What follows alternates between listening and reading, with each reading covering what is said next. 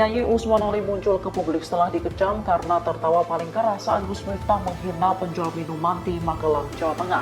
Ia lantas mengungkap alasan mengapa baru muncul ke publik.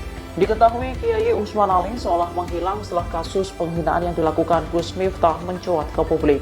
Ibas tak kunjung minta maaf, Usman Ali didesak untuk segera bertemu penjual es teh Sun Haji dan mengakui kesalahannya. Setelah lama bergeming, akhirnya ia muncul dan memberikan keterangan resmi ke media. Ia meminta maaf atas tindakannya yang dianggap menyinggung. Dirinya menjelaskan keterlambatan memberikan keterangan disebabkan oleh keinginannya untuk bertemu langsung dengan Sun Haji terlebih dahulu. Menurutnya, ia telah beberapa kali ingin bertemu dengan Sun Haji, namun penjual... Download Tribun X sekarang, menghadirkan lokal menjadi Indonesia.